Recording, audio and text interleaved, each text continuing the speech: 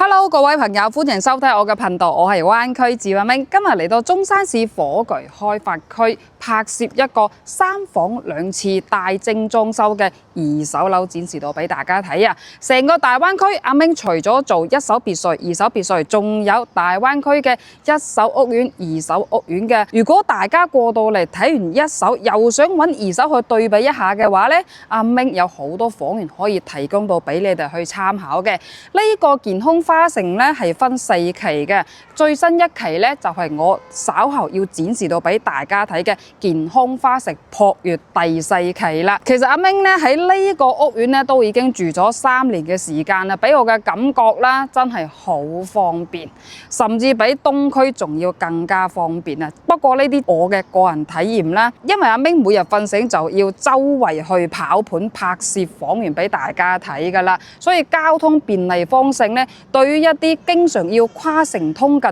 或者成日要出差嘅朋友咧係好重要嘅。咁呢個火炬開發區咧，其實深中通道其中一個站點嚟嘅，而且呢個屋苑前少少就係未來即將要運營嘅地鐵口啦。到時喺呢度瞓醒突然之間一個雅興起想去廣州嗰度飲早茶嘅話咧，行前少少就可以坐地鐵去到噶啦。咁呢度揸車去到深圳咧都係好近噶，40到50分鐘就 OK 噶啦。而且附近仲有深中跨城巴士17蚊可以去到深圳前海嗰邊嘅。咁到時候喺深圳前海咧坐幾站嘅地鐵都可以去到深圳口岸嗰度，再翻到去香港噶啦。咁講到香港嘅朋友咧，其實喺呢度附近仲有跨境巴士可以去到香港好多地方嘅。咁另外呢度前少少咧，亦有洋洋巴士可以去到深圳嗰邊噶啦。咁我即將要介紹呢一套89平方3房2廁咧，係喺呢個健康花城性價比好高嘅其中2套嚟嘅，而且仲係中高樓層，並唔係天地樓喎。因為呢2套樓咧，以前一手買嘅時候最低都要去到120萬以上噶啦。咁接下來呢2套咧已經係足足慳咗10幾萬噶啦。OK， 咁我就唔阻大家太多時間啦，馬上過去睇樓。Hello， 各位朋友，而家身處嘅 size 係22樓89平3房2廁。帶咗家私家電可以拎包入住嘅單位啦。咁呢個單位當初一手買嘅時候要去到120萬以上嘅，而家業主報價110萬，仲可以傾少少落嚟嘅。咁呢個戶型係東南嘅朝向，當初一手樓交付嘅時候，呢個位置係一個趟門嚟嘅。咁呢度所有嘅硬件設施，業主係揾咗 designer 重新再去佈局噶。咁呢個長陽台啦，業主已經做咗一個封窗處理噶，長陽台一直延伸到第一個和室嘅位置嘅。咁做咗封窗處理啦，所以佢嘅景觀相對於普通交付嚟講咧，望咗去嘅視野係會舒服好多嘅。咁我哋而家通過呢個視像啦，望下出邊啦。我企喺呢個22樓嘅位置，真係有一種君臨天下嘅感覺啊！一啲都冇取水啊！咁低頭係望到小區樓下嘅園林綠化啦，望遠處嘅話又係一種別具一面嘅風景啦。咁呢個長陽台在側邊嘅位置啦，業主做咗一個洗衣機、烘乾機，仲有上邊儲物櫃嘅用途喺度嘅。兩邊咧，業主都做咗唔同嘅用途喺呢度啦。咁呢個咧係會客廳嘅位置啦。我哋而家見到所有嘅嘢，全部都係所見即所得嘅。睇落去感覺平平無奇，但係好多買咗一手樓精裝交付嘅業主咧，所有嘅硬裝行到入嚟，一摸啲質量，都已經知道呢個業主係花咗好多心思去打造噶啦。比如呢啲夾板啦，真係同嗰啲低價錢嘅夾板係冇得揮啊！低價錢夾板咧，哈囉嘅聲音同呢種聲音係天同地比嘅。對呢種單位有興趣嘅朋友，歡迎嚟到實地每一個空間慢慢去考察下呢個質量嘅。正式翻屋企咧係呢個門口位置啦。呢個屋苑咧係2梯細火交付嘅。咁出邊咧係呢個公攤電梯位嘅位置啦。呢個門咧其實都都係實木門嚟嘅，有埋智能密碼鎖。咁行到門口，開發商當初交付嘅質量嚟嘅，但係質量一啲都唔差㗎。而且呢度凹位咧，唔好睇小佢喎。雖然介紹呢個好似好多餘咁，但係咧後期坐咗喺呢度一出一入換鞋嘅話，其實相對於好多長者腰骨唔係咁好嘅朋友，發揮到一個好大嘅作用喺呢度嘅。換完鞋之後啦，再行到嚟呢個餐廳嘅位置，呢張餐台咧係可以坐到5個人喺度食飯嘅。講真啦，如果係再大啲嘅話咧，就冇乜必要啦。89平方嘅3房2廁啫。嗱，咁呢個咧係 U 字型嘅廚房啦，一洗一煮一切全部都係到位嘅。呢個廚房咧係當初開發商一手交付嘅來龍情況啦。明窗係做喺側邊洗碗嘅位置啦，採光透氣性其實都唔差㗎。咁旁邊呢度咧，相對於而家市面上好多89平方係好少有凹位可以放到咁大嘅雙門冰箱嘅，呢套89平方可以滿足你。冰箱唔需要放喺出邊呢個尷尬情況啦，餐邊櫃都係業主重新私人去訂製嘅。呢個空間咧放啲微波爐、早餐機或者係咖啡機各等都 OK 㗎啦。咁上下咧仲有好多儲物櫃喺呢度嘅，到時候可以放喺你哋嘅茶葉啊、靚酒啊，全部放喺呢啲空間就 OK 㗎啦。咁和室咧就喺呢度側邊嘅位置啦。我哋首先睇下第一個房間，由於 size 唔大啊，房間基本上都唔可以做到3面落床嘅，因為而家放咗一張1.5米嘅新床喺呢度㗎啦。望咗去咧係主陽台嘅景觀啦。咁衣櫃咧就喺呢度側邊嘅位置啦。咁大致上呢個第一個房間咧，該有嘅嘢全部都係齊嘅。再對過嚟係做咗3進式嘅公共衛生間啦。呢度係儀容儀表洗漱台，2進式係馬桶區，3進式係淋浴區啦。明窗咧就喺淋浴區嘅隔離啦。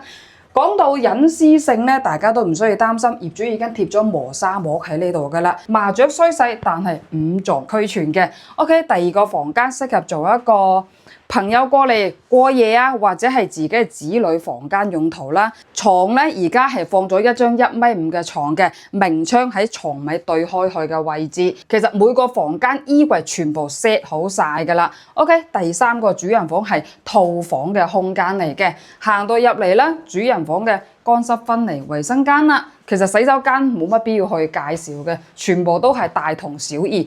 主人房係3面落床嘅，而家咧係放咗一張1.8米嘅大床喺呢度啦。咁望咗去嘅景觀咧係樓下嘅園林環境啦。呢個飄窗係唔可以打嘅，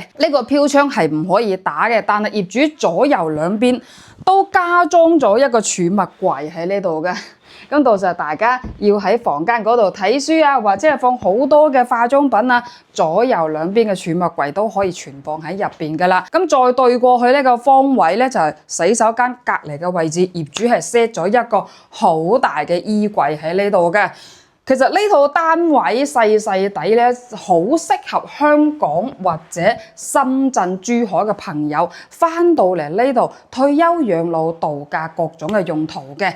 而家業主報價110萬，相對於以前一手交付嘅時候係平咗10萬嘅。22樓嘅位置，總樓層係29樓，屬於中高樓層嘅位置啦。如果想翻到嚟大灣區，交通比較方便，商業又係集中，而且可以拎包入住嘅朋友咧，呢個單位好歡迎大家過嚟實地去考察一下嘅。其中一套家私家電全齊，可以拎包入住，同時裝修品質好有優勢嘅3房2廁啦。接下來下一套單位咧係一套冇家私家電，都係俾大家去參考嘅。稍後見。呢個單位咧係啱先所講冇家私家電、同戶型同 size 嘅89平方3房2廁，展示到俾大家去參考嘅。其實阿明除咗一手別墅、二手別墅，仲有好多嘅一手屋苑、二手屋苑都有好多貨可以推薦到俾大家嘅。所以要了解中山、珠海，包括江門、佛山嘅別墅或者屋苑嘅話咧，都可以揾阿明嘅喎，一手、二手都有嘅，任君選擇。咁呢個89平方主陽台嘅出邊然景觀咧就見仁見智啦。個人覺得上一個帶家私家電外圍嘅景觀會開揚好多啦。其實一個平層入邊有家私同冇家私咧，就好似阿明化妝同埋裸妝咁樣嘅情況底下啦。裸妝咧行入去就清淡寡水咁樣啦。如果係化咗妝嘛，肯定行入去，哇，精神到不得了啊！當然兩套之間嘅區別咧。頭先嗰層係22樓，呢層冇家私家電嘅係21樓，都係屬於中高樓層，頂樓係29樓嘅。另外嘅區別呢，頭先嗰套係可以拎包入住，呢套後期可以揾 designer 重新同你去佈置自己中意嘅風格。如果翻到嚟國內唔知道點樣揾 designer 嘅話呢，都可以揾阿明。阿明有好幾個比較靠譜嘅 designer 可以俾你哋去參考嘅。OK， 正式翻屋企嘅位置啦，兩梯4伙，打開門，電梯位出嚟嘅公攤位置啦。咁行到入嚟呢個門咧，都係開發商當初交付嘅時候一模一樣嘅，係有一個智能密碼鎖交付俾你啦。然後呢個一 set 過嘅鞋櫃都係開發商交付嘅時候，呢套單位業主買咗之後，一日都冇入住過嘅。主後期加裝嘅軟裝咧，就見仁見智啦。就呢啲咁樣嘅餐邊櫃啦，如果唔中意嘅話呢 OK， 打個電話叫啲清潔阿姨幫你搬走就 OK。不過呢套單位呢，相對於頭先22樓嘅價錢呢係會平啲嘅，呢度係98萬嚇。如果要加裝啲軟裝嘅話呢，大概仲要花費10幾萬左右啦。當然唔同嘅質量，價格亦都係唔同嘅。OK， 呢個廚房都係新嘅。冇用過嘅，我哋而家見呢個樓罩都知啦。開發商送咗過嚟之後咧，仲未安裝嘅全新嘅呢套單位，明窗咧就喺側邊位嘅位置啦。然後右手邊呢個空位咧，可以放一個好大嘅雙門冰箱都 OK 嘅。由於呢個只不過係89平方啊，所以視像展示好多方位咧都唔會太過完整性嘅。對開嚟呢度咧就係餐廳位嘅位置啦。其實左右兩邊咧仲有空間俾你後期打造餐邊櫃咁樣嘅。咁呢度咧係和室休息區嘅位置，我哋首先欣賞一下第一個和室先啦。其實呢埲牆，如果覺得呢個房間 size 唔夠嘅話咧，可以將佢推出去都 OK 嘅。咁呢個位咧係放床頭嘅位置啦。呢啲櫃係業主後期加裝嘅。講真啦，佢加裝嘅材質係冇頭先22樓嗰套嘅材質咁靚嘅，用嘅都係普通嘅夾板嚇。能接受嘅就冇乜問題，唔能接受嘅就要揾 designer 幫你全部拆裝先 OK 嘅啦。但係呢啲質量，講真啦，有嗰句講嗰句啊嚇，我情願佢唔好裝，我覺得浪費時間。嗱，咁再對開嚟咧係3進式嘅公共衛生間啦，1進式嘅儀容儀表台，呢度2進式嘅馬桶區，3進式嘅淋浴區。咁呢個明窗咧已經貼咗磨砂膜喺呢度噶啦，唔需要擔心隱私性嘅問題啊。咁呢度咧係第2個房間啦，呢度都係業主後期加裝嘅。個人建議後期將佢剝走咗會合適啲啦。嗱，咁呢度只可以放一張1.2米嘅床啊。如果只需要2個房間或者夫妻翻到嚟度假嘅話咧，呢度可以作為一個衣帽間或者書房嘅用途啦。因為行到出嚟呢個位置，其實呢度可以將佢打通佢嘅。打通佢咧就連接頭先第2個和室啦。OK， 主人房咧係做咗一個套間房嘅設計啦，乾濕分離嘅衛生間。咁呢個主人房咧係可以放一張1.8米嘅大床，仲可以做到3面落床嘅。咁左右兩邊啦都可以重新 set 一啲衣櫃喺度嘅。呢個飄窗係唔可以打嘅。咁到時候可以參考一下上一個單位咁樣，可以參考一下上一個單位咁樣，重新打造房間飄台嘅位置啦。咁望出去嘅景觀咧就樓望樓嘅，如果要出邊視野好開揚嘅平層屋苑嘅話呢，我哋都可以重新再幫你揾都得，但係要100萬左右視野好開揚嘅平層呢，講真啦，喺大灣區係好少㗎。